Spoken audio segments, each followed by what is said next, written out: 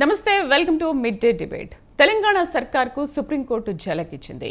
ఛత్తీస్గఢ్తో గత ప్రభుత్వం చేసుకున్న విద్యుత్ ఒప్పందాలపై ఏర్పాటు చేసిన విద్యుత్ కమిషన్ రద్దు చేయాలని మాజీ సీఎం కేసీఆర్ చేసిన పిటిషన్పై సుప్రీం విచారణ జరిపింది. ఈ సందర్భంగా కమిషన్ తీరును తప్పుపట్టింది supreme court. Commission chairman press meet పెట్టడంపై అభ్యంతరం వ్యక్తం చేసింది. కమిషన్ నిష్పక్షపాతంగా ఉండాలని అభిప్రాయపడింది. ఒక అభిప్రాయానికి వచ్చి నోటీసులు ఇవ్వడం ఏంటని ప్రశ్నించింది. కమిషన్ చైర్మన్ను మార్చాలని సుప్రీంకోర్టు ప్రధాన న్యాయమూర్తి చంద్రచూడ్ ఆదేశించారు. కమిషన్ ఇప్పటికే పలువురు అధికారులు, ప్రైవేట్ సంస్థలను విచారించింది. కేసీఆర్తో పాటు మంత్రి జగదీష్ రెడ్డికి కూడా విచారణకు రావాలంటూ నోటీసులు జారీ చేసింది. తాజా పరిణామాల నేపథ్యంలో కమిషన్ చైర్మన్ను మార్చేందుకు ప్రభుత్వం కసరత్తు చేస్తోంది. చైర్మన్ను మార్చడం వల్ల విద్యుత్ కొనుగోళ్లలో జరిగిన అవకతవకలు వెలికి తీయడంలో మరింత జాప్యం జరుగుతుందనే అభిప్రాయం కాంగ్రెస్ నుంచి వ్యక్తమవుతోంది. ఇదే అంశాన్ని ఇవాళ మిడ్ డే డిబేట్లో మనం చర్చిద్దాం.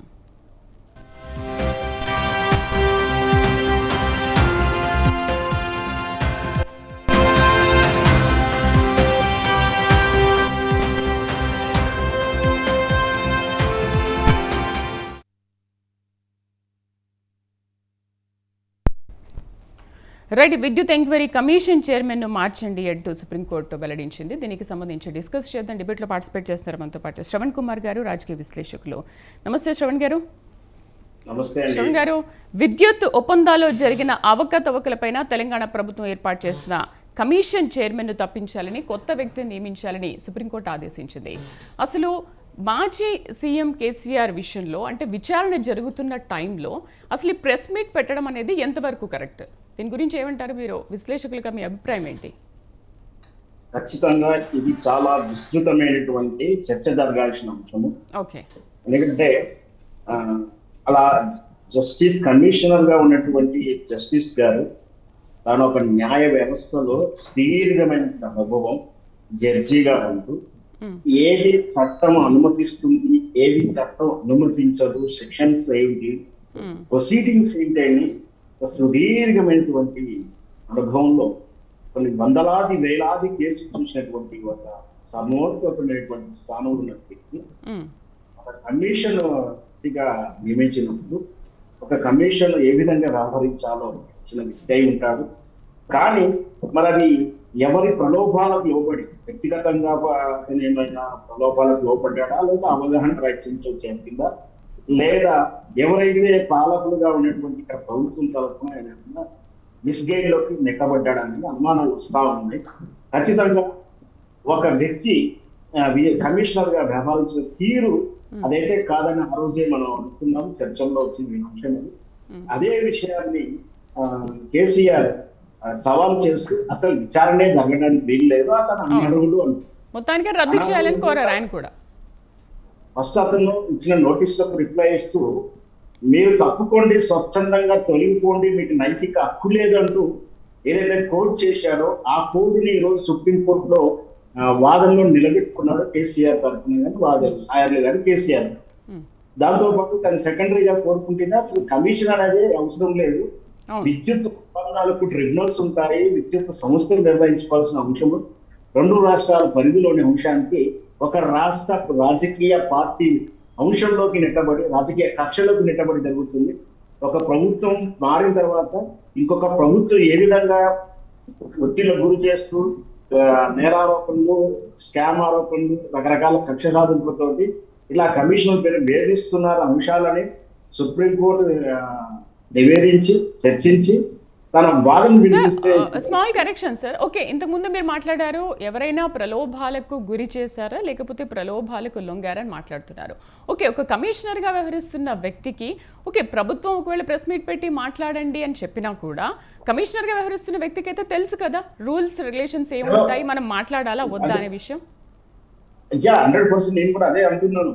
ఇప్పుడు ఈ విధంగా ఆయన వ్యవహరించేటప్పుడు ఇప్పుడు కొత్తగా అనుమానాలు రేపొస్తున్నాయి. అతను విధి నిర్వహణలో జరిగినటువంటి మరి ఆ కోర్టు వ్యవహారాలు కూడా అనుమానించాల్సిన అవసరం కూడా రక్షించలేని పరిస్థితి ఏర్పడుతుంది. నిష్పక్షపాతంగా ఉండాల్సినటువంటి ఈ జ్యుడిషియరీ వ్యవస్థలో రాజకీయాలు చర్చించబడి, వ్యక్తిగత కారణాలు చర్చించబడి, ప్రలోభపడి మనం తరచూ మేము మొదటి నుంచి కూడా చెప్తూనే ఉన్నాం. ఉన్నతమైన తీర్పులు, మహోన్నతమైనటువంటి ప్రభావితమైన తీర్పులు ఇచ్చిన జడ్జీలు ఈ రోజు పదవి విరమణ తర్వాత గవర్నర్ గా పదవులతో రాజకీయ లబ్ధి చేకూర్చిన పదవులు చేపడుతున్నారు. అది పదవి విరమణ చేసిన తర్వాత చాలా కాలం కూడా కాదు. ఎవరి వల్ల వాళ్ళ వల్ల ఎవరైతే ప్రయోజనం కోరారో అని అనిపించేలా ఉన్నటువంటి వ్యక్తుల ప్రభుత్వాల నుంచే వాళ్ళ గవర్నర్ పోస్టులు ఇతరత్ర పోస్టులు పొందుతున్నారు. ఇది దౌర్భాగ్యమైన పరిస్థితి. నిష్పక్షపాతం ఉండాల్సినటువంటి ఈ వ్యవస్థలో రాజకీయాలు, వ్యక్తిగత సామాజిక వర్గాలు, వ్యక్తిగతమైనటువంటి ప్రాంతీయ తత్వాల అసలు డబ్బులకు పరోలకు అవుతున్నారా, ఏం జరుగుతుంది అనేది ఖచ్చితంగా నిష్పక్షపాతంగా వాళ్ళు వెల్లడించాల్సిన అవసరం ఉంది. ప్రజలకు న్యాయ వ్యవస్థ మీద గౌరవం ఏర్పడేలా ఉంటారే కానీ ప్రభుత్వాల మీద, ఆల్రెడీ రాజకీయ పార్టీల మీద నమ్మకం అయితే ప్రజలకు ఎప్పుడో సన్నగిలింది. అంటే ఏ పార్టీ వచ్చినా మమ్మల్ని ఉద్ధరించరు, ఏ రాజకీయ నాడు వచ్చి మమ్మల్ని ఉద్ధరించడు, వాళ్ళు అవినీతి చేస్తారు, వాళ్ళ అవినీతి పరులే అని ఏ విధంగా అయితే ప్రజలు ఒక మాయలోకి నెట్టబడ్డారు. న్యాయ వ్యవస్థకి వెళ్ళినా కూడా న్యాయం జరగదనే తత్వానికి ప్రజలకు అలవాటైతే ఇది ప్రజాస్వామ్యాన్ని కాపాడడం చాలా కష్టం అవుతుంది. ఇక్కడ తొందరపాటు చర్య మనం అనలేము, అది వ్యక్తిగత అవగాహన అయితే చెప్పాలి. ఎందుకంటే తనకు చట్టాల గురించి అంతగా తెలవని వ్యక్తి కదా ఒక జడ్జిమెంట్ ఇస్తున్నప్పుడు ఆ జడ్జి గారు ఉన్న స్థానంలో వాళ్ళు చాలా కేసులు అధ్యయనం చేసి, అంటే ఇరుపక్షాల వాదనలు విన్న తర్వాత అన్ని వాదనలను అన్ని సెక్షన్లు నోట్ చేసుకొని అంటే వాది ప్రతివాది సెక్షన్లో చూసుకొని తర్వాత సర్వోన్నత న్యాయస్థానం తనకన్నా ఉన్నతమైన స్థాయిలో ఉన్నటువంటి న్యాయస్థానాలు ఏ విధంగా వ్యవహరించాయి ఇవన్నీ కూడా క్షుణ్ణంగా అధ్యయనం చేసిన తర్వాతనే ఒక కూలంకుషమైన తీర్పులు ఇస్తుంటారు న్యాయమూర్తులు. అంత అనుభవం ఉన్నటువంటి వ్యక్తి ఊరికనే ప్రెస్ మీట్ పెట్టి ఎలాంటి విచారణ పూర్తి దశ రాకముందే ఏదైతే నిందితులుగా ఆరోపించబడుతున్న కేసీఆర్ మీద ఎలాంటి విచారణ జరగలేదు, ఎలాంటి వాదన అంటే కేసీఆర్ తరఫు నుంచి ఎలాంటి వాదన తీసుకోకముందే ఫలానా జరిగిపోయింది అంటూ రూఢీ చేసే మాదిరిగా మనం చూసాం. ఆయన మాట కూడా డిసిషన్స్ అయిపోయాయి, వీళ్ళెవరికి కూడా సంబంధం లేదని చెప్తున్నారు. ఇప్పుడు తానే జడ్జిమెంట్ ఆల్రెడీ డిసైడ్ చేసి మాట్లాడుతున్నారా, వ్యవహరిస్తూ తీరుగానే ఉంది. ఆయన మాట్లాడే పద ప్రయోగాలు కూడా ఆ విధంగానే ఉన్నాయి. ఆ రోజు వచ్చాడు అంటే ఎలాంటి విచారణ లేకుండా, ఎలాంటి వాదన వినకుండానే అర్ధాంతరంగా కమిషన్ అయిపోయినట్టు. అంటే ఇక్కడ దీని ఉద్దేశం ఏంటంటే రాజకీయంగా లబ్ధి పొందే ఎన్నికల ముందు రాజకీయంగా లబ్ధి పొందడానికి ఏమైనా కుట్ర చేసి అతన్ని మిస్గైడ్ చేశారని అనుమానాలు కూడా వస్తా ఉంది. రైట్ రైట్ మనతో పాటు కాంగ్రెస్ రాష్ట్ర నాయకులు మిట్ట నర్సయ్య గౌడ్ గారు కూడా మనతో పాటు జాయిన్ అయ్యారు. నమస్తే నర్సయ్య గారు, welcome to our studio. Right, ఏంటి అసలు న్యాయవాది న్యాయం చేయాల్సిన టైము, నిష్పక్షపాతంగా వ్యవహరించాల్సిన టైంలో అసలు ప్రెస్ మీట్ పెట్టడం ఏంది? ఒకవైపు కేసు విచారణ జరుగుతుంది, ఆ టైంలో అసలు ఈ ప్రెస్ మీట్ అనేది ఎంతవరకు కరెక్ట్ అంటారు? ముందుగా మీకు ప్యానెల్ పెద్దలకు వ్యూవర్స్ నమస్కారం. ముఖ్యంగా మనం చెప్పుకోవాల్సిన అతి కీలకమైన విషయం ఏంటంటే సుప్రీంకోర్టు ఈ కమిషన్ను రద్దు చేయలేదు. ఫస్ట్ కేసీఆర్ చెప్పిన మనకు విషయం ఏంటంటే ఈ కమిషన్కు ఈ అంటే అర్హత లేదు, ఇది రద్దు చేయాలి, అసలు సంబంధమే లేదని వారు మాట్లాడారు. వారు మాట్లాడిన దాని మీద సుప్రీంకోర్టు ఏం చెప్పలేదు. అంటే కమిషన్ ఏం రద్దు చేయలేదు. వీళ్ళు ఏంటంటే ఏదో ఒకటి సాకు దొరికింది కదా అని దాన్ని భూతద్దంలో పెట్టి చూడడానికి ప్రయత్నం చేస్తారు. కానీ కేసీఆర్ ఏదైతే బలంగా బల్లగుద్ది చెప్పిండో ఈ కమిషన్కు విచారించే అర్హత లేదు, ఈఆర్సీ ఆల్రెడీ నిర్ణయం తీసుకుందని ఏదైతే అబద్ధాలు చెప్పిండో అది క్లియర్గా కనిపిస్తుంది కదా సుప్రీంకోర్టులో. అయితే సుప్రీంకోర్టు ఏం రద్దు చేయమనిలే, కేసీఆర్ తప్పు చేసిండు అనేది ఎస్టాబ్లిష్ అయింది. రెండో విషయం ఏంటంటే జస్టిస్ గారు వాళ్ళు ప్రెస్ మీట్ పెట్టారు కాబట్టి అది పెట్టకూడదని మాత్రం ఓ కామెంట్ చేసింది. అత్యున్నత న్యాయస్థానం ఏ కామెంట్ చేసినా ఒక రాజకీయ పార్టీగా ప్రభుత్వంగా ఖచ్చితంగా దాన్ని మేము గౌరవిస్తాం, మార్చమంటే మారుస్తాం, దాంట్లో పెద్ద సమస్యలు ఏం లేవు. కానీ కీలకమైన విషయంలో ఎలాంటి కామెంటు చేయలేదు. ఈయన ఏదైతే కోరుకున్నాడో, ఏదైతే రిక్వెస్ట్ చేసిండో, సారీ కమిషన్కు అర్హత లేదు రద్దు చేయమని ఏదైతే కోరిండో దాని మీద ఎలాంటి కామెంటు లేదు. అంటే అర్హత ఉందేనే కదా దాని గురించి ఏం కోర్టు కూడా మాట్లాడారు. అంటే నేను అనేది మీరు విచారణ జరుగుతున్న టైంలో ఎందుకు ప్రెస్ మీట్ పెట్టాల్సి వచ్చింది అనేది ఆయన ప్రధాన అయితే వారు అనుకోకుండా ఆ విషయం జరిగిన మాట వాస్తవం, నేనేం కాదని దాన్ని కప్పిపుచ్చడానికి ఏం చెప్పట్లే నేను. వారు పెట్టిన మాట వాస్తవం, చెప్పిన మాట వాస్తవం, వాస్తవాలే చెప్పారు. కాకపోతే ఒక న్యాయ ప్రక్రియలో అది పెట్టొద్దని ఒక సుప్రీంకోర్టు భావించింది. అంతవరకు మనం క్లారిటీగా తీసుకోవచ్చు. అవసరమైతే చేంజ్ చేయమంటే చేంజ్ చేయడానికి ఇప్పుడు ఆల్రెడీ సుదర్శన్ రెడ్డి గారితో ప్రభుత్వం మాట్లాడుతూ ఉంది. ఏజీ సుదర్శన్ రెడ్డి గారితో ఖచ్చితంగా ఆ విషయంలో దృష్టి సారిస్తుంది. అత్యున్నత న్యాయస్థానం ఏదైతే చెప్పిందో దానికి అనుగుణంగా మార్పులు చేర్పులు ఉంటాయి. అందులో ఎలాంటి భేషజాలకు పోవలసిన అవసరం లేదు. కానీ నేను చెప్పదలుచుకున్నది ఆయన కోరుకున్న విషయం నేను చెప్తున్నా. వారు ఏదైతే కోరుకొని ఇక్కడ హైకోర్టులో కుదరలేదు కాబట్టి సుప్రీంకోర్టుకి వెళ్ళి ఆయన అభ్యర్థన పెట్టిన విషయం ఏంటంటే ఈ కమిషన్కు జస్టిస్ నరసింహారెడ్డి కమిషన్కు అర్హత లేదు, ఆయన పరిధి కాదు, అసలు ముచ్చటే లేదు, నేను ఇంటికి తట్టబుట్ట జరుపుకొని ఇంటికి పోవాలి, నా మీద ఎలాంటిది చేయొద్దన్నది మాత్రము సుప్రీంకోర్టు కొట్టివేయలేదు, దాని మీద ఏం మాట్లాడలేదు. అంటే కేసీఆర్ జస్టిస్ నరసింహారెడ్డి గారు కాకపోతే ఇంకొకరికైనా ఎదురుపడి సమాధానం చెప్పవలసింది ఉందని మాత్రం చెప్పకనే చెప్పింది సుప్రీంకోర్టు. ఆ విషయాన్ని తొక్కిపట్టి ఈయనేదో విజయం సాధించినట్టు మొత్తం చిత్రి పట్టుకొని తిరుగుతున్నట్టుగా చెప్తున్నాడు. ఏం చెప్పిందండి? మాట్లాడకూడదని ఒక కామెంట్ పాస్ చేసింది. అయినా మేము గౌరవిస్తామని చెప్తున్నాం కదా. ప్రభుత్వం ఇమీడియట్గా రెస్పాండ్ అవుతూ ఉంది, ఏజీ తోటి చర్చలు జరుపుతూ ఉంది, అవసరమైతే చేంజ్ చేస్తుంది, అందులో ఏం అనుమానం లేదు. సుప్రీంకోర్టు ఏది కోరుకుంటే అది చేయడానికి మేము సిద్ధము. కానీ విద్యుత్ కొనుగోళ్ల మీద జరిగినటువంటి అమ్యాలు అవకతవకల మీద ఖచ్చితంగా ప్రభుత్వం ముందుకే వెళ్తుంది. ఎవరైనా సరే, అది కూడా ఇంకొక కీలకమైన విషయం మీ దృష్టికి తీసుకురావాలి. ఈ కమిషన్ వేయమని కోరింది ఎవరండి? అసెంబ్లీ సాక్షిగా జగదీశ్వర్ రెడ్డి గారు, మీకు దమ్ముంటే మా మీద కమిషన్ వేయండి, మా మీద ఎంక్వైరీ చేయండి అని వారు కోరుకుంటే మాత్రమే ప్రభుత్వం కమిషన్ అపాయింట్ చేసింది. దాంట్లో ఏదో బొక్కలు ఇంత చిన్న చిన్నవి దొరకబట్టుకొని ఏదో బయటపడదామంటే కుదిరే సమస్య కాదు. ఖచ్చితంగా ఒకవేళ కమిషన్ మారినా, నరసింహారెడ్డి గారు మారినా, ఇంకొక జస్టిస్ అయితే వస్తుంది కదండి, వారి ముందుకైనా మీరు రావాల్సిందే కదా వాస్తవాలు తీసుకొని. అప్పుడు కూడా నాకు ఈయనకు లేదని చెప్తారా? నా దృష్టిలో సుప్రీంకోర్టులో కేసీఆర్ ఓడిపోయిండు. ఆయన ఏదైతే కోరుకున్నాడో అది జరగలేదు. వేరే ఏదో కామెంట్ చేసింది, చేసింది వాస్తవం, దాన్ని పరిగణలోకి తీసుకుంటాం, అది కూడా వాస్తవం. అవసరం చేంజ్ చేయమంటే చేంజ్ చేస్తుంది కూడా వాస్తవం. కానీ కేసీఆర్ గెలవలేదు. ఈ విషయం ప్రజలలోకి వెళ్ళాలి. కేసీఆర్ తన తప్పులను కప్పిపుచ్చుకొని నేనేదో శుద్ధపూసను, నాకు మొత్తం అంతా కరెక్టే ఉందని చెప్పడానికి ప్రయత్నం చేసి ఢిల్లీకి పోయి బొక్కబొర్ల పడ్డం అనేది వాస్తవం కదా. ఈయన గెలవలేదు కదా, కమిషన్ రద్దు కాలేదు కదా. తప్పించుకునే ప్రయత్నం చేస్తున్నారా ప్రతిపక్షాలు? కేసీఆర్ గారు తప్పించుకోవడానికి శతవిధాల ప్రయత్నం చేసిండు. అత్యున్నత న్యాయస్థానం ఢిల్లీకి పోయి ఈయన సాధించింది ఏంది అని అడుగుతున్నా. కమిషన్ ఒక చిన్న కామెంట్ కూడా ఇది పరిధి కాదు అనో, లేకపోతే ఇది రద్దు చేయాలనో ఎలాంటి కామెంట్ చేయలేదు అన్నప్పుడే కేసీఆర్ 100కు 100% ఓడిపోయిండు. ఆయనకు ఓటమిలో కొద్దిగా ఊరటి ఏంటంటే ఆయన ప్రెస్ మీట్ పెట్టిండు కాబట్టి ఆయనను మార్చమని ఒక కామెంట్ ఏదైతే చేసిండో అది ఆయనకు దసరా సంక్రాంతి పండుగ జరుపుకున్నట్టు జరుపుకుంటారు వాళ్ళు. వాస్తవంగా ఆయన ఓడిపోయాడు, 100కు 100% ఓడిపోయాడు. ఖచ్చితంగా తట్టపుట ఆయన దగ్గర ఏమేమి పేపర్లు ఉన్నాయో అవన్నీ పట్టుకొని నరసింహారెడ్డి గారి ముందడికి కాకపోతే ఇంకొక జస్టిస్ వస్తే ఆయన ముందడికైతే రావాల్సిన పరిస్థితి అయితే ఉంది కదా. ఇక ఈయన విజయం ఎక్కడ సాధించిండండి? ఈయన పెద్దగా గొప్పగా చెప్పుకోవాల్సిన అవసరం ఏముంది?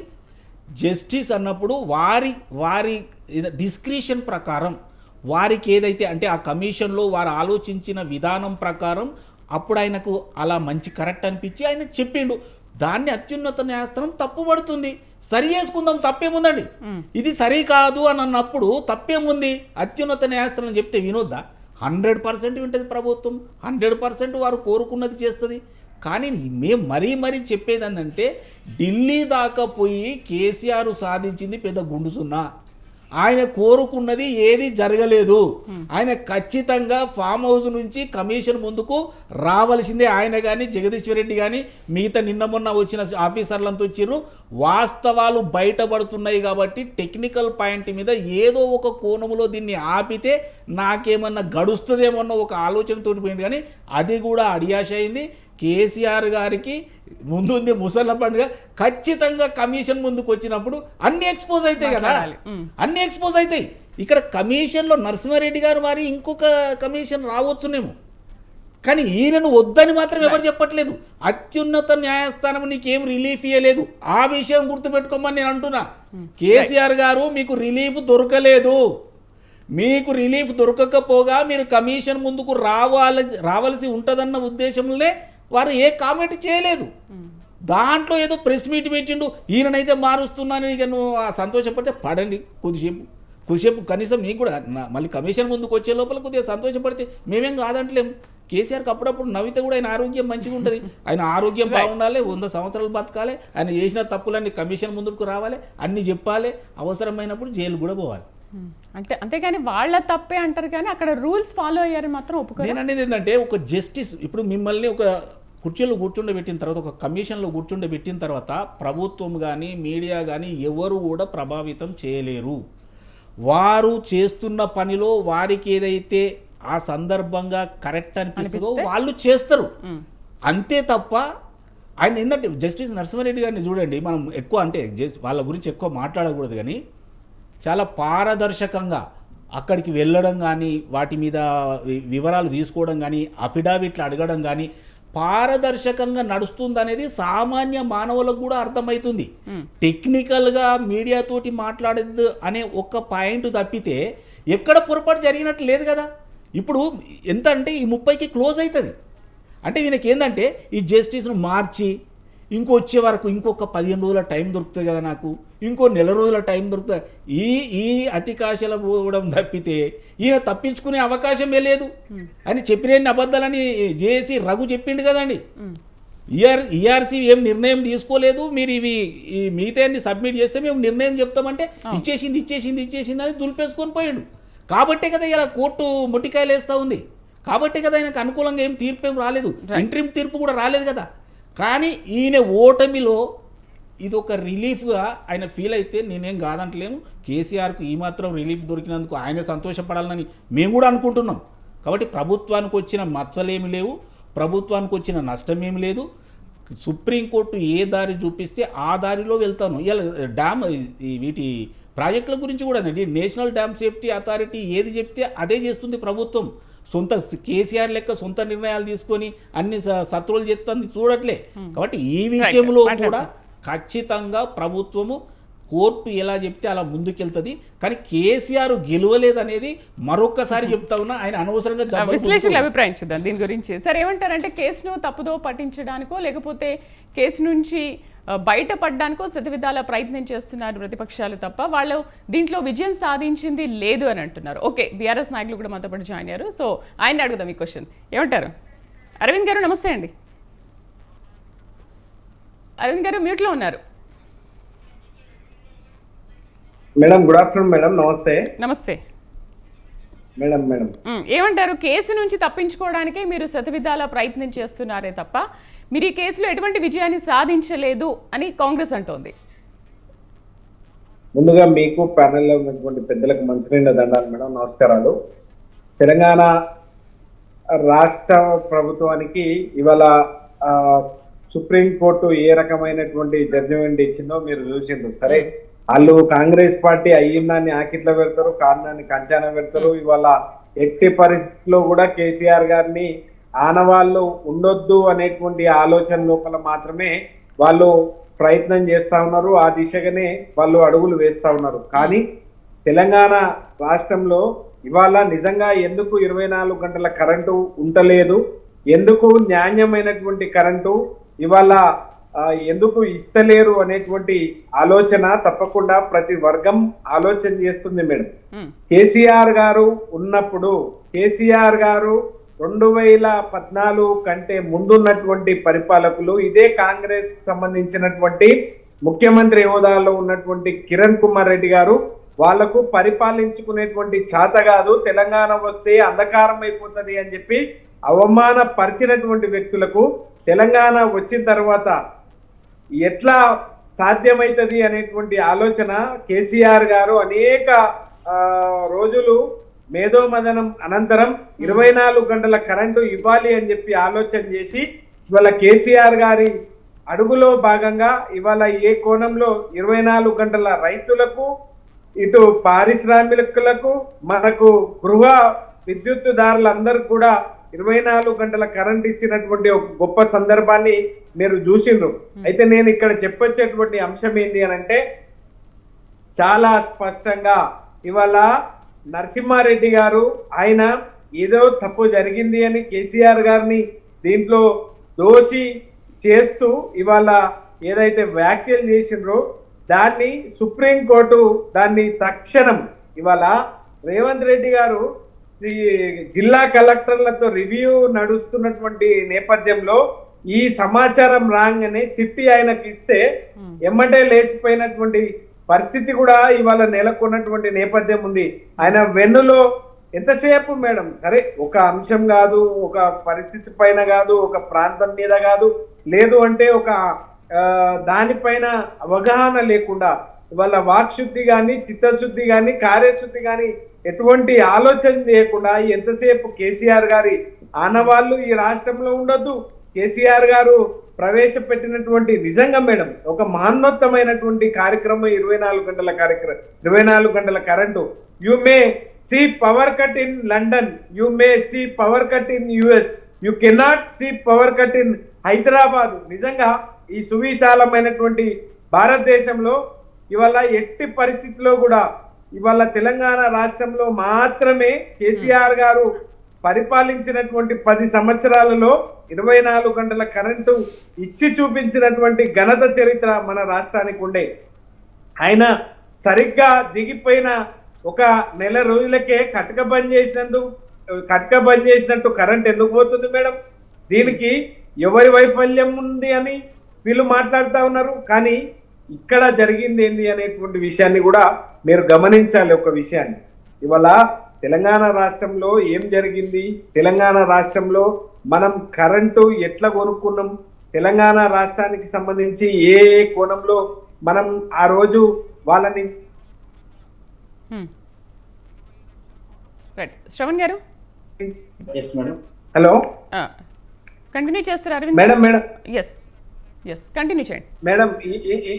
ఇది ఈ చర్చ లేదు, ఎందుకు లేదు అనేటువంటి ఆలోచన కూడా దయచేసి. హలో ఎస్ చెప్పండి అరవింద్ గారు మాట్లాడండి. మేడం ఒక్క second madam. Hello right continue. అయితే మేడం తెలంగాణ రాష్ట్రం ఆవిర్భవించినప్పుడు 2014లో మనకు ఒక విభజన చట్టంలో పొందుపరిచినట్టు మన 7 మండలాలు గుంజుకోవడం, ఆడ ఉన్నటువంటి నేపథ్యం ఏ దాంట్లో ఉండే అవన్నీ కూడా మీరు ఆ రోజు 7,700 మెగావాట్లతో మనం ఎప్పుడు ఆ రోజు ప్రారంభమైనటువంటి పరిస్థితి ఉన్నప్పుడు మనం యాసంగి పంటలో పీక్ లోడ్ వస్తుంది మేడం. యాసంగి పంటలో పీక్ లోడ్ వస్తుంది. పీక్ లోడ్ వచ్చేటువంటి క్రమంలో ఇవాళ కూడా ఈ ప్రభుత్వం కూడా వాళ్ళ దగ్గర కొంత ఉన్నది. కానీ మనం కొన్నటువంటి కరెంటు ఒక యూనిట్ కి ₹3.95 అనేటువంటి విషయాన్ని పదే అనేక సందర్భాల లోపల మేము చెప్పినటువంటి పరిస్థితి మీ కళ్ళ ముందల ఉన్నది. అందరూ కూడా దాన్ని అంగీకరించిండ్రు. సరే వాళ్ళు ఒక కమిటీని వేసిండ్రు. ఆ కమిటీని వేసేటువంటి క్రమంలో కేసీఆర్ గారు చాలా సందర్భాలలో కూడా చెప్పిండ్రు, మీరు దీని నుంచి తొలగిపోండి. ఒకవేళ మీరు ఎంతసేపు ఎట్లాంటి అధ్యయనం చేసినా కూడా దీంట్లో ఎట్లాంటి తప్పు దొరకదు. ఈ రాష్ట్రంలో నివసిస్తున్నటువంటి రైతాంగానికి ఈ రాష్ట్రంలో పెట్టుబడులు రావాలి అని అనుకున్నప్పుడు పరిశ్రమలకు, లేదు అనుకుంటే గృహ విద్యుత్తుదారులకు నిజంగా న్యాయంగా 24 గంటల కరెంటు ఇచ్చి మేము చూపించినాం. అరవింద్ గారు ఇప్పుడు ప్రభుత్వ వాదన ఏంటంటే మొదటి నుంచి కూడా అసలు రాష్ట్రంలో సరిపడా విద్యుత్ ఉన్నప్పటికీ కూడా మీరు మీ ప్రభుత్వ హయాంలో ఉన్నప్పుడు విద్యుత్ సంక్షోభం నెలకొంది. అంటే రైతులందరికీ ప్రజలందరికీ కూడా విద్యుత్ని అందించేందుకే మేము ఛత్తీస్గఢ్ నుంచి మళ్ళీ కొనుగోలు చేశామని చెప్తున్నారు. బట్ ప్రభుత్వ వాదన ఏంటంటే ఉన్నప్పటికీ కూడా మీరు ఎందుకు ₹3.90 యూనిట్కి ఎందుకు తీసుకున్నారు? ఇప్పుడు అది తీసుకోవడం వల్ల ఈ ప్రభుత్వ హయాంలో ఉన్న వాళ్ళకి ఇప్పుడు చాలా కష్టం అవుతుంది, అది చాలా వ్యయం భారంగా మారిందని అంటున్నారు కదా. మరి ఎందుకు ఉన్నప్పుడు కూడా తీసుకున్నారనేది వాళ్ళ ప్రధాన ప్రశ్న.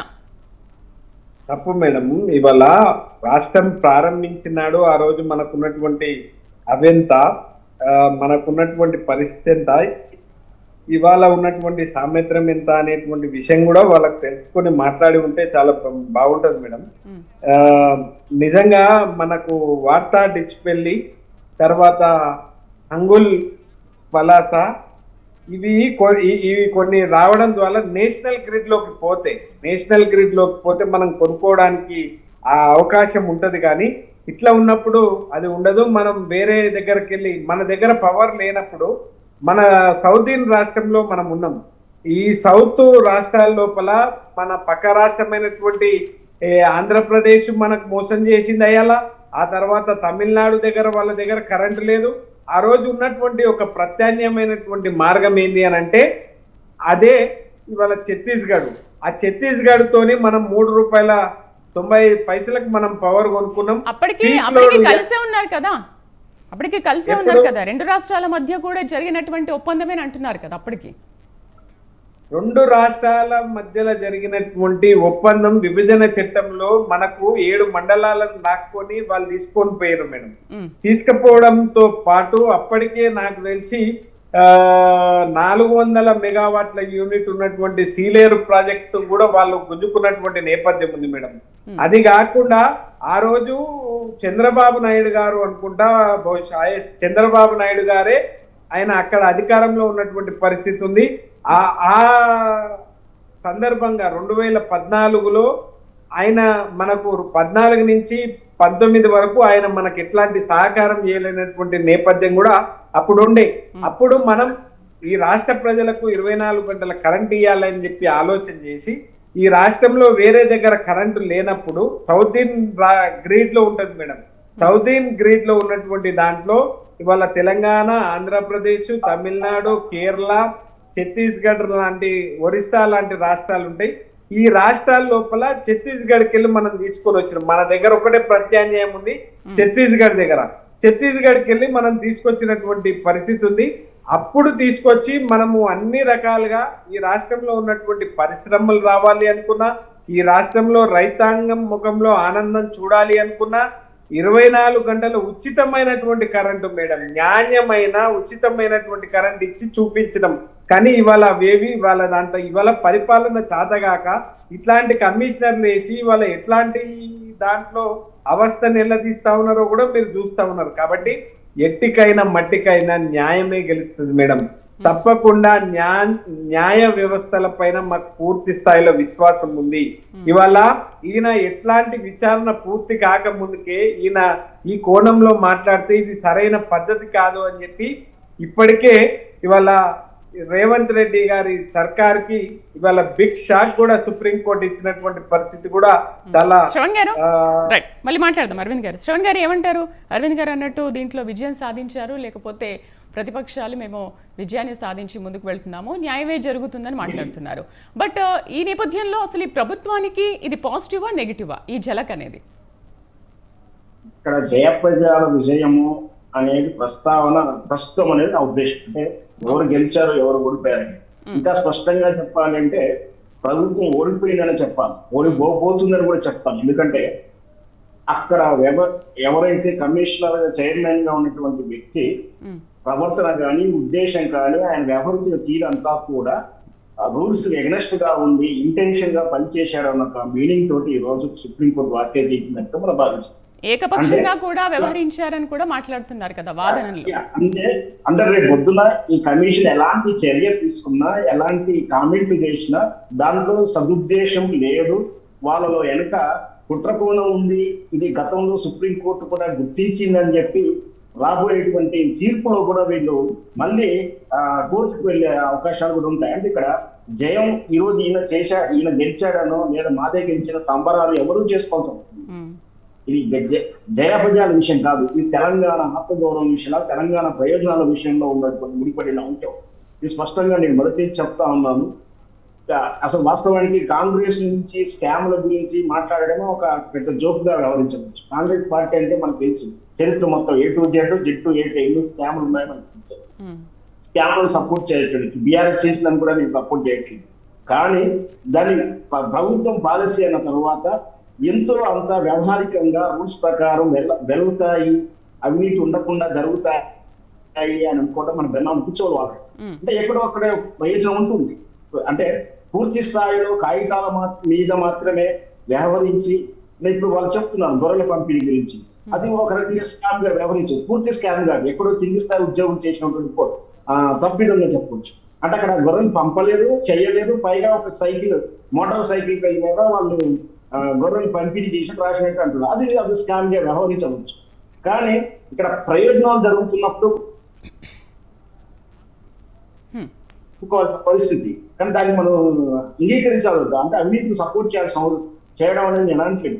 కానీ కరెంటు వల్ల అక్కడ జరిగిన ఒప్పందాల వల్ల తెలంగాణ ప్రయోజనం ఏ విధంగా చేకూర్చింది, దాని వెనక అంధకారం చూస్తున్నారు, దాని వెనుకున్న చీకటిని బ్లాక్ ని చూస్తున్నారు. కానీ దానివల్ల ప్రయోజనాలను చూడకుండా దాన్ని కాంప్లికేటెడ్ గా చేయడం అనేది రాజకీయ ఎజెండాగానే చూడబోతున్నాము. ఖచ్చితంగా ఇది ముప్పేటల బీఆర్ఎస్ మీద దాడి చేస్తున్నారు. ఒకవేళ పొలిటికల్ దాడి అంటే ఎమ్మెల్యేలకు కొనుగోలు చేయడం కానీ రాజకీయ క్షేత్రంలో ఓటమి చేయడానికి రకరకాల ఇచ్చుకోవడం, వాళ్ళ పార్టీ ఎమ్మెల్యేలు తీసుకోవడం, డబ్బులు కొనేయడమా ఏంటి అనేది వాళ్ళ రాజకీయ ఎజెండా. దీంట్లో ఎవరు కూడా అభ్యర్థులు చెప్పాల్సిన అవసరం లేదు, జరుగుతుంది, చూడాల్సిందే. అది కానీ ఇక్కడ వ్యవస్థను ఉంది, విచారణ వ్యవస్థను, చట్టాన్ని, లీగల్ వ్యవస్థని కూడా వీళ్ళు మ్యానిపులేట్ చేస్తున్నారు. ఇక్కడ కేసీఆర్ మీద ఒకవైపు రాజకీయంగానో, ఒకవైపు చట్టం మీదనో, ఒకవైపు లీగల్ గా కూడా దాడి చేస్తా ఉన్నారు. దీనికి రేవంత్ రెడ్డి, చంద్రబాబు నాయుడు, పైన ఉన్నట్టు నరేంద్ర మోడీ ముగ్గురు కూడా ముప్పేట దాడి చేస్తున్నారు. దీనివల్ల మాకు కేసీఆర్ రాజకీయ మీరు ఏం చేసినా మాకు అభ్యంతరం లేదు. కానీ తెలంగాణ ప్రయోజనాలు తాకట్టు పెడతా ఉన్నారు. తెలంగాణ అస్తిత్వానికి అసలు ఇక్కడ బీఆర్ఎస్ బీజేపీ ఒకటి అంటుంటే మీరు రేవంత్ చంద్రబాబు ప్రధాని ఒకటి వీళ్ళు కావాలనే చేస్తారంటున్నారు. ఇక్కడ వీళ్ళిద్దరు ఒకటి అంటున్నారు కదా, మళ్ళీ వీళ్ళేమో వాళ్ళిద్దరు ఒకటి అంటున్నారు కదా. అది చెప్తాను. బీఆర్ఎస్ ఎమ్మెల్యేలు కాంగ్రెస్ అభివృద్ధి ఆశించిపోతున్నారు, సంతోషం. మరి బీజేపీ పార్టీ ఎమ్మెల్యేలకు వాళ్ళకు అభివృద్ధి అవసరం లేదా, వాళ్ళకి నిధులు అవసరం లేదా, వాళ్ళ నియోజకవర్గం అనాథగా మిగిలిపోవాలా, ఎడారి అయిపోవాలా, వాళ్ళు ఎందుకు పోవట్లేదు అంటే వాళ్ళు పోకుండా కూడా నిధులు ఇస్తున్నాడా రేవంత్ రెడ్డి అంటే వాళ్ళ మధ్య రూపాయి గారికి ఒప్పందాలు జరిగాయా అని కూడా ఇట్లా కూడా మనం మాట్లాడుకోవచ్చు. వాళ్ళ రాజకీయ కోణంలో చాలా విమర్శలు చేస్తూ ఉంటారు. దానికి మనం ఉడికిపడాల్సిన అవసరం లేదు. ఎందుకంటే అది ఇక కింద స్థాయిలోనో రాష్ట్ర స్థాయిలోనో కాంగ్రెస్ బీజేపీ శరిసగం పంచుకుని ఏ విధంగా గెలిచిన విధానం చూస్తున్నాం.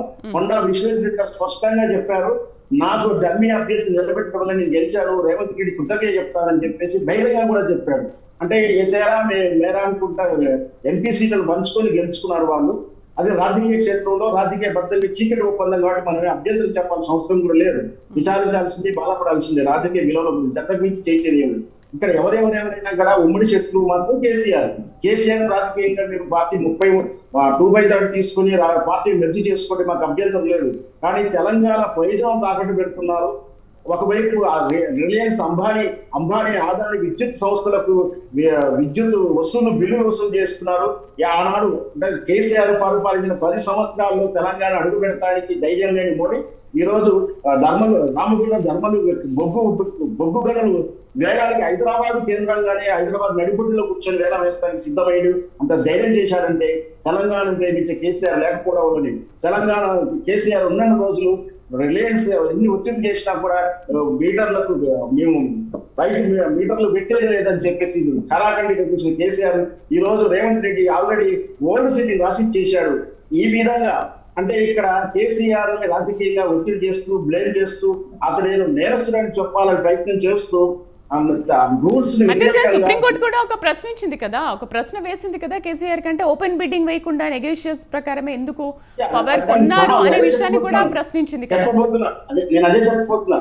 అక్కడ ఏదో నేరస్తుడని చెప్పే ఉద్దేశం చేస్తూ లోపాయకరంగా తెలంగాణకి అన్యాయం చేస్తున్నారు. ఈ అన్యాయం ప్రశ్నించకుండా కేసీఆర్ నేరస్తుడిని నిరూపించే ప్రయత్నం చేస్తున్నారు.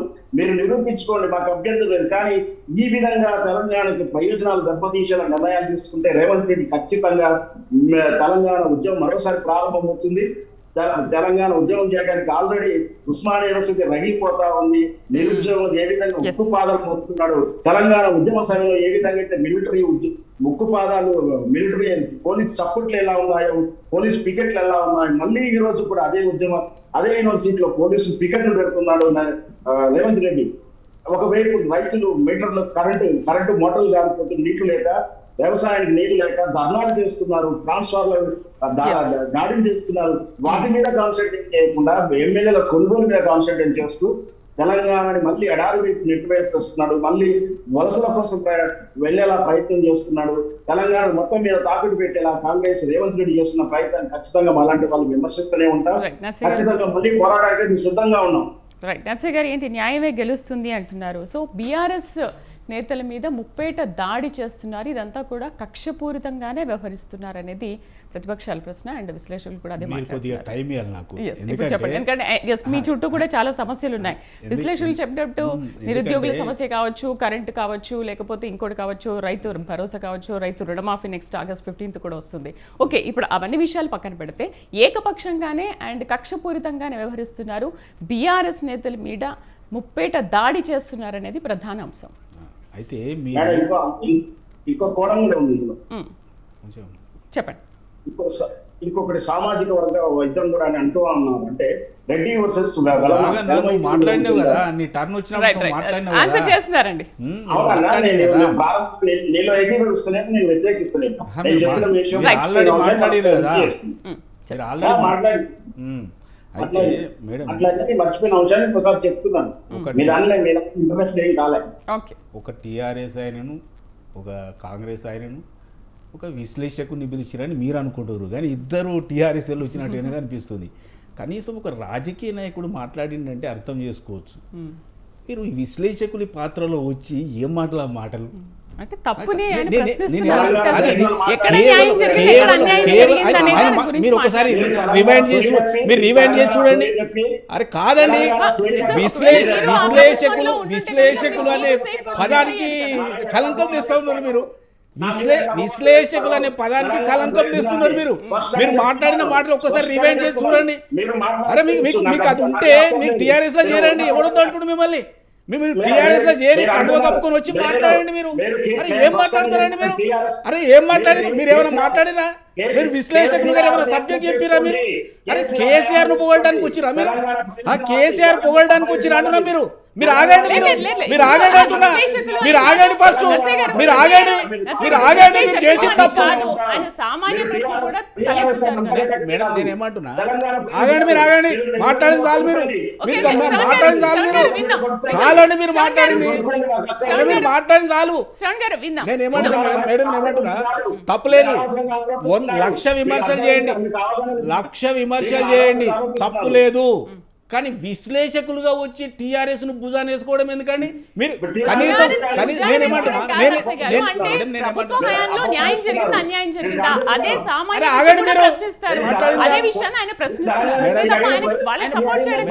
ఆయన ప్రశ్నించలే, కనీసము వేరే రకంగా సబ్జెక్ట్ మీద ప్రశ్నించలే. ఎంతసేపు కేసీఆర్ అది చేసిండు, కేసీఆర్ ఇది చేసిండు, ఆయనను విక్టిమ్ చేస్తుండు, ఆయన ఉన్నప్పుడు అట్ట జరిగింది, మోడీ ఆట ఈనాట కలిసి అని ఏం మాట్లాడి రాజకీయ విమర్శలు కాకపోతే సరే ప్రభుత్వంలో మీరు సబ్జెక్ట్ చెప్తా. ఫస్ట్ అరవింద్ గారు ఒక మాట మాట్లాడాడు, మీరు వేసిన క్వశ్చన్ కు సంబంధం లేకుండా. మేము 24 గంటల కరెంట్ ఇచ్చినాము, మొత్తము కరెంట్ అంతా ఉత్పత్తి చేసినామని చెప్తున్నాను. నేను దానికి ఒక క్లారిటీ ఇస్తాను. వైఎస్ రాజశేఖర్ రెడ్డి గారు ఉన్నప్పుడే ఉచిత కరెంట్ అనేది తీసుకొచ్చినాం. అప్పుడు ఉచిత కరెంట్ అన్నప్పుడు అందరూ బట్టలు ఆరేసుకోవాలి అది అని తెలుగుదేశం వాళ్ళు అన్నారు.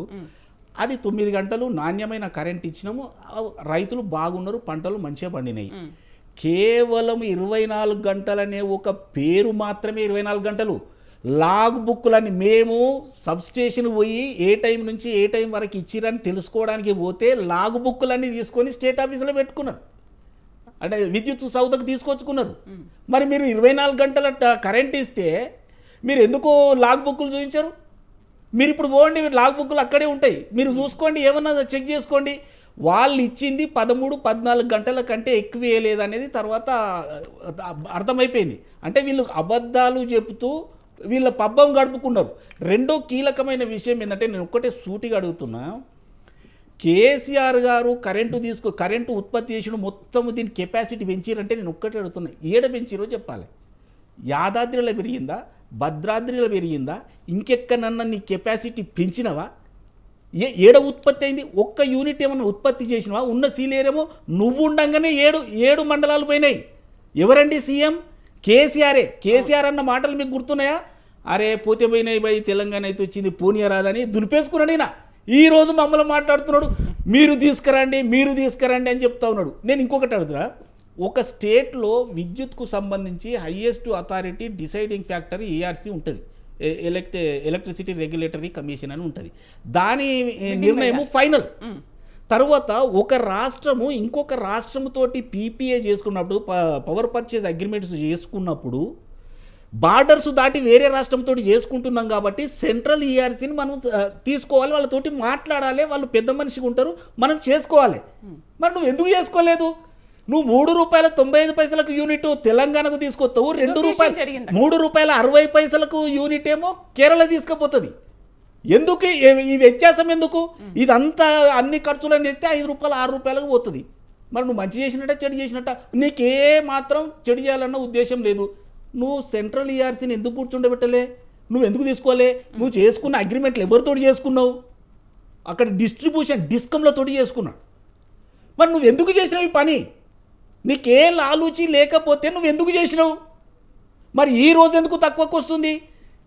ముప్పటిగా లోన్లు తెచ్చినావు ₹10, 10.5%, 11%, 12%. ఈ మధ్యన రీషెడ్యూల్ చేసుకొని 7%కు కుదించడం అయింది.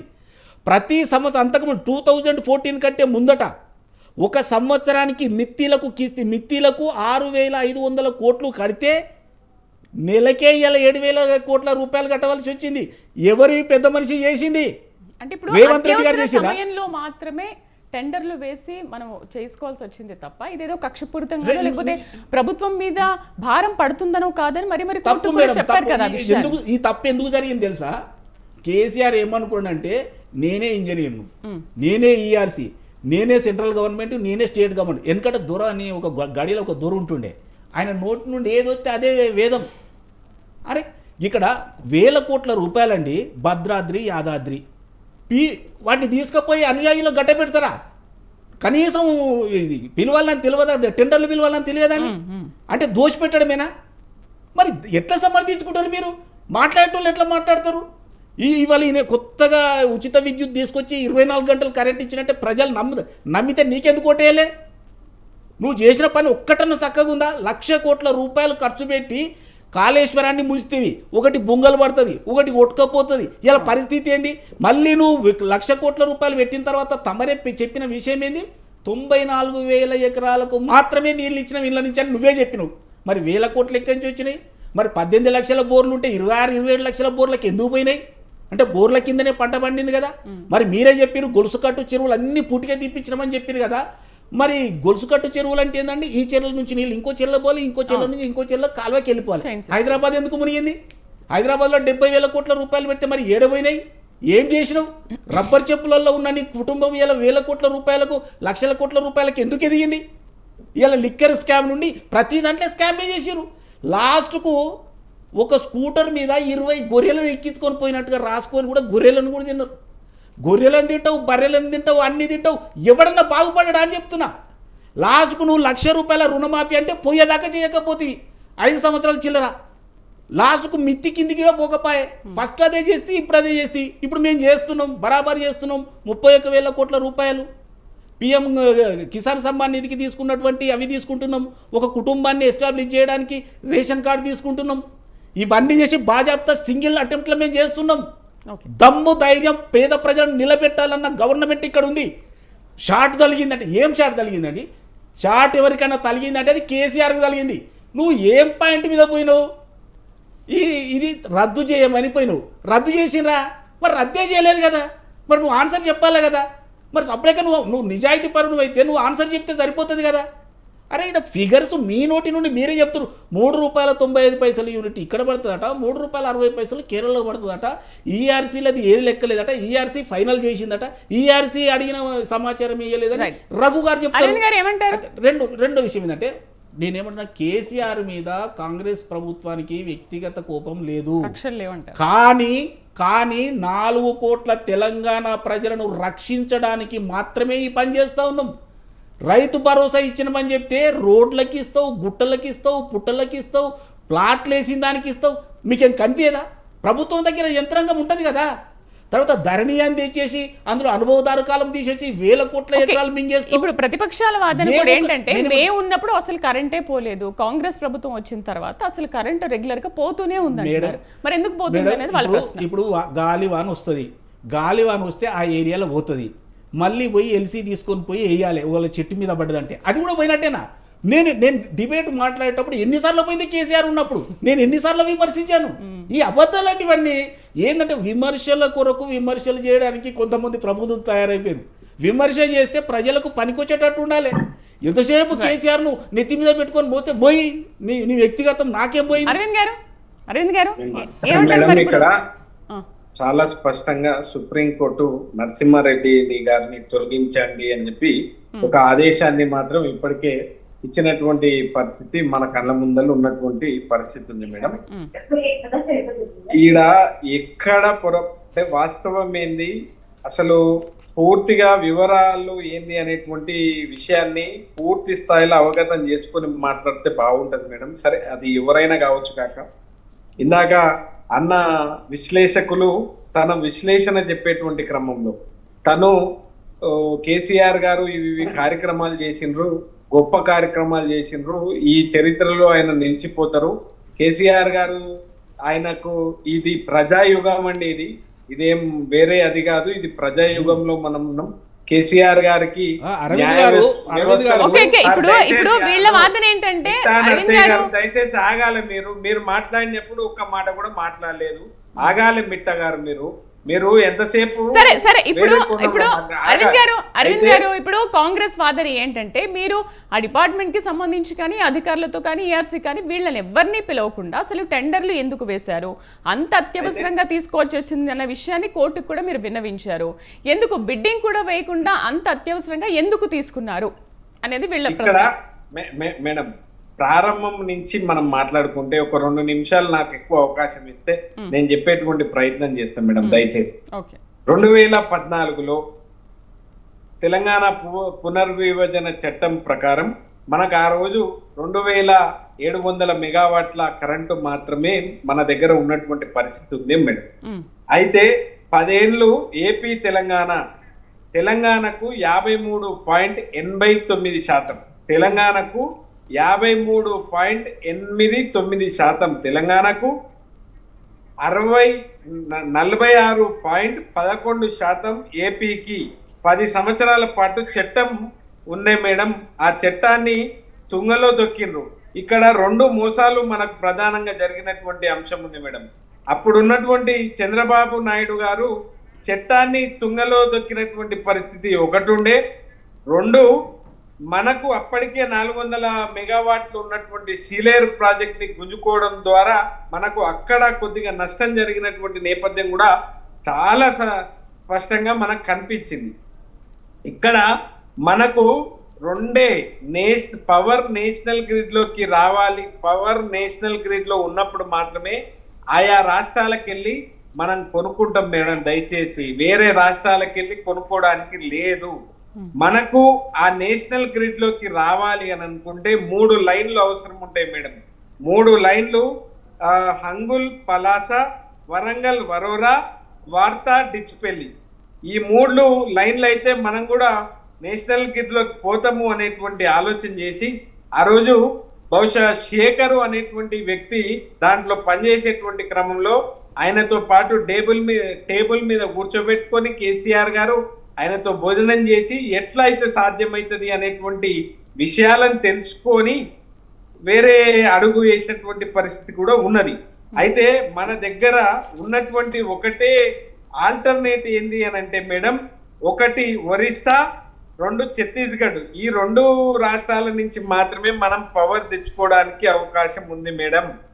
ఈ కోణంలో మనము ఎట్టి పరిస్థితుల్లో మీరంటున్నట్టు ఈ రాష్ట్రంలో అన్ని రకాల పరిశ్రమలు నడవాలి అనుకున్నా, లేదు అనుకుంటే నిజంగా మీరైతే చూసిండ్రు మేడం, 10 సంవత్సరాలల్లా అన్నం లేని తెలంగాణ నుంచి అన్నపూర్ణ తెలంగాణ రాష్ట్రంగా అవతరించినటువంటి పరిస్థితి ఎట్లా వచ్చింది మేడం, అది ఎట్లా సాధ్యమైంది అనేటువంటి విషయం కూడా అవగతం చేసుకొని మాట్లాడితే. అయితే యాదాద్రి థర్మల్ ప్రాజెక్ట్ విషయంలో ఆ నిర్మాణం విషయంలో మాత్రం గందరగోళం నెలకొంది. అంటే ఇప్పుడు దేశవ్యాప్తంగా పవర్ ప్రాజెక్టులు అన్ని సూపర్ క్రిటికల్ టెక్నాలజీతో నిర్మిస్తుంటే ఒక భద్రాద్రి థర్మల్ విషయంలో మాత్రమే ఒక క్రిటికల్ టెక్నాలజీతో ఎందుకు నిర్మించారు? దీనివల్ల ప్రభుత్వానికి వ్యయం పడుతుంది కదా, అదనపు భారం పడుతుంది కదా మేడం. నిజంగా కూడా కొత్తగూడెం భద్రాద్రి కానివ్వండి, లేకుంటే యాదాద్రి దాంట్లో కానివ్వండి, మీరు ఒకవేళ చూసుకున్నట్లయితే అసలు మీరు వీళ్ళు మాట్లాడినటువంటి మాటలు కాదు మేడం. దయచేసి నిజంగా అధికారులతోని సమీక్షలు చేయండి. మీరు ఒకసారి వాళ్ళ రివ్యూ కూడా మీరు తీసుకోండి దయచేసి. ఎంత గొప్పగా అంటే లా బుక్కులు ఏదో ఆగమైనాయి అని, లా బుక్కుల్ని ఎక్కడనో దాచిపెట్టిండ్రు అని. ఇది ప్రజాయుగంలో ఉన్నాం. మళ్ళీ నేను ఒక విషయాన్ని గుర్తు చేస్తా ఉన్నా, మనం ప్రజాయుగంలో ఉన్నాం. ఇక్కడ అనేక సరే ఈ నిమిషానికి నేను అధికారంలో ఉండొచ్చుగాక, మీరు అధికారంలో ఉండొచ్చుగాక, మీరు మమ్మల్ని ఏదైనా చెయ్యొచ్చుగాక. అధికారం ఎవరికి శాశ్వతం కాదు సుమా, అధికారం ఎవరికి శాశ్వతం కాదు. దయచేసి నేను చెప్పేటువంటి మాట ఏంటి అని అంటే, మీకు గతంలో ఉన్నటువంటి అధికారులు వాళ్ళే ఉన్నారు, ఇప్పుడు ప్రస్తుతం ఉన్నటువంటి వాళ్ళు కూడా వాళ్ళే ఉన్నారు. వాళ్ళైతే మాకు ఎంతసేపు ఈ 24 గంటల కరెంటు అనుకున్నప్పుడు లేదు అనుకుంటే ఎందుకు కేసీఆర్ సార్ మీరు పోయిన తర్వాత రివ్యూ చేసేటువంటి వ్యక్తులు ఉండరు. అసలు ఎట్లాంటి అంటే ఈ రాష్ట్రం పైన అవగాహన ఉన్నటువంటి వ్యక్తి ఉంటే అది గొప్పగా ఉంటుంది సార్. ఎంతసేపు వీళ్ళకు వాళ్ళ వేరే వాళ్ళ మీద యాసనే తప్పిస్తే ఈ రాష్ట్ర ప్రయోజనాల గురించి కానివ్వండి, ఈ రాష్ట్ర ప్రయోజనాల గురించి కానివ్వండి, ఈ రాష్ట్రంలో జరుగుతున్నటువంటి దాని గురించి కానివ్వండి, వీళ్ళకి ఎట్టి పరిస్థితిలో పట్టింపు లేదు సార్ అనేటువంటి విషయాన్ని నాకు చెప్తున్నటువంటి పూర్తి చేయని వాళ్ళే మేడం. దయచేసి చాలా అంశాలు అయితే వీళ్ళు ఎట్టి పరిస్థితులలో సరే ఆయన మొన్నటిదాకానేమో బీజేపీని మోస్తాడు, నిన్నగాక మొన్న వచ్చి కాంగ్రెస్ ఇంద్రులు సూరులు వీరులు ధీరులు మొత్తం 2004 వైఎస్ రాజశేఖర రెడ్డి 9 గంటల కరెంట్ ఇచ్చిందంట. ఆ కరెంటు కష్టాలు వద్దనుకోనే కదా మహారాష్ట్రం మాకు కావాలి, జై తెలంగాణ అని చెప్పి మనం నిలదించి మన రాష్ట్రం మనం తెచ్చుకున్నాం. ఇలా వైఎస్ రాజశేఖర రెడ్డి గారు ఆ రోజు తెలుగు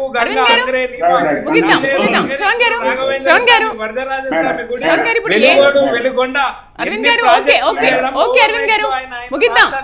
అవకాశం ఇద్దాం. శ్రవణ్ గారు ఇప్పుడు ఏంటి, ఇప్పుడు ఈ విషయంలో ఎక్కడ అవకతవకలు జరగలేదు అని అంటారా? సుప్రీంకోర్టు వరకు వెళ్ళింది, దీన్ని పూర్తిగా రద్దు చేయాలని కేసీఆర్ పదే దీనిపైన కోరుతున్నారు. అంటే ఏంటి అసలు ఈ వ్యవహారంలో అసలు కోర్టు నుంచి ఎటువంటి తీర్పు వచ్చే అవకాశాలు ఉంటాయంటారు? నేను మీ ప్రశ్న సమాధానం ఒక్క వివరణ బదులుచుకున్నాను. నేను ఒక 3 సంవత్సరాల నుంచి డిబేట్ అంటే స్క్రీన్ మీద డిబేట్స్ చేస్తా ఉన్నాను. అంతకుముందు బ్యాక్ ఎండ్ ఉండేది. నేను నాకు అనుభవం, ఎందుకంటే ఒక పార్టీ గురించి ఒక విషయం మాట్లాడితే ఒకసారి తెలుగుదేశం క్యాండిడేట్ అని, తర్వాత వైఎస్ఆర్పీ క్యాండిడేట్ అని వాళ్ళు అంటూ ఉంటారు. ఈ బీఆర్ఎస్ అది కాంగ్రెస్ అది చాలా సార్లు అంటూనే ఉంటారు. విని ఉండాలి, ప్రాబ్లం లేదు. కాకపోతే మీ మిత్రుడు పూర్తిగా వినలేదు. ఎందుకంటే వాళ్ళ నరసింహారెడ్డి గారు జస్టిస్ మార్చాడు అని చెప్పినందుకు షాక్ లో ఉన్నారా, లేదంటే ఆనందంలో ఉన్నారో పూర్తిగా వినట్టుంది, అర్థం కానట్టుంది. కానీ నేను చెప్పింది కేసీఆర్ అవినీతి పరుగు కాదని, ఆయన స్కామ్ చేయలేదంట, తెలంగాణ ప్రయోజనాల దృష్ట్యా మాట్లాడుతున్నాను 100 సార్లు చెప్పారు.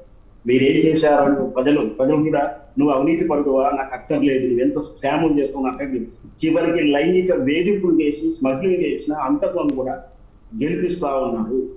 వాళ్ళకు కావాల్సింది తాత్కాలిక ప్రయోజనాల దృష్ట్యా ఓటేస్తున్నారు. కానీ వాళ్ళ తరఫున మాట్లాడేవాళ్ళు వాళ్ళ ప్రయోజనాలు చేకూర్చండి. ఒకవైపు ఇంత స్పష్టంగా చెప్తుంది, కాశ్మీర్ తీవ్రవాది జైల్లో ఉండి గెలిచాడు, పంజాబ్ పాకిస్తాన్ తీవ్రవాది గెలిచాడు. అంటే నేను చెప్పేదంటే ప్రజల దృష్ట్యా ప్రజల ప్రయోజనాల దృష్ట్యా చెప్తా ఉన్నాను. నేను కేసీఆర్ పార్టీను టీఆర్ఎస్ ఏజెంట్ తింటాను. తెలంగాణ ప్రయోజనాలు దెబ్బతింటా ఉన్నాయి. మీరు ఇంతగా చెప్తున్నందుకు ఈ 10 ఏళ్ల కాలంలో మనం నర్సయ్య గారు డిస్టర్బెన్స్ గా మీ ఫైనల్ కామెంట్ ఏంటి దీనిపైన? తొండలు వచ్చాయి అంటున్నారు. గాలివాన గతంలో రాలేదా? కేసీఆర్ ఉన్నప్పుడు గాలివాన రాలేదు, ఇప్పుడు మాత్రం గాలివానలు వచ్చాయా? గాలివానలు వస్తే ఫీజులు పోతున్నాయా? తొండలు ఇప్పుడు పోతున్నాయి, కరెంటు పోతుంది. అంతకుముందు తొండలు లేవా? మరి ఆ తొండలు ఎవరు తెచ్చేశారని ప్రశ్నించాల్సి వస్తుంది. మీ వాదన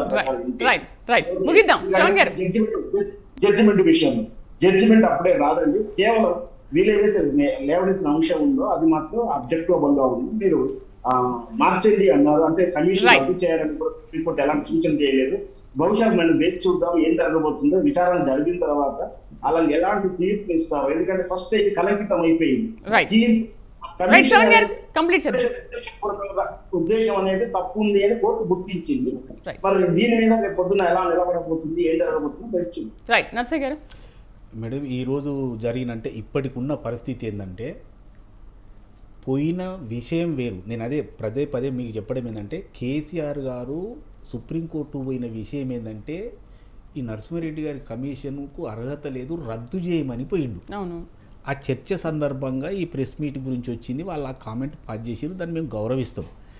అయితే ఏ విషయం గురించి అయితే ఏ అభ్యర్థన తీసుకొని అయితే సుప్రీంకోర్టుకు కేసీఆర్ గారు పోయినరో దాంట్లో 100% ఫెయిల్ అయ్యిండు, ఊడిపోయిండు. అందులో దాంట్లో ఈ ఒక కామెంట్ చేయడం వల్ల దీంతో కొద్దిగా సంతోషపడితే నేనేం కాదంటలేను. కానీ మీ కాంగ్రెస్ పార్టీ అయినా ప్రభుత్వమైనా కోర్టు ఏది చెప్తే అది చేయడానికి సిద్ధంగా ఉంది. వ్యక్తిగత కోపాలు కేసీఆర్ మీద కూడా లేవు. ఎందుకంటే న్యాయ ప్రక్రియలో మాత్రమే వారు దోషి అని తేలితే కోర్టు శిక్ష చేస్తుంది తప్ప రేవంత్ రెడ్డి గారు లేకపోతే ఎవరో వేసే అవకాశం లేదు. కాబట్టి కేసీఆర్ తన అభ్యర్థనలో ఫెయిల్ అయ్యిండు కాబట్టి నరసింహారెడ్డి గారు ఉంటారా ఇంకోవారు వస్తారా వారి ముందు అయితే ఖచ్చితంగా వీళ్ళు వచ్చి ఆన్సర్ చెప్పవలసిన అవసరం అయితే ఉంది. కాబట్టి ప్రభుత్వం చాలా క్లీన్గా క్లియర్గా పారదర్శకంగా పనిచేస్తుంది. ఇందులో ఎలాంటి అనుమానం పెట్టుకోవాల్సిన అవసరం లేదు. రైట్ అండి. డిబేట్లో పార్టిసిపేట్ చేసినందుకు రాజకీయ విశ్లేషకులు శ్రవణ్ కుమార్ గారికి, అలాగే కాంగ్రెస్ రాష్ట్ర నాయకులు మిట్ట నర్సగౌడ్ గారికి, బీఆర్ఎస్ రాష్ట్ర అధికార ప్రతినిధి కర్ణి అరవింద్ గారికి థ్యాంక్ యూ అండి. Thank you very much. ఇది వాళ్ళ మిడ్ డే డిబేట్. నమస్తే.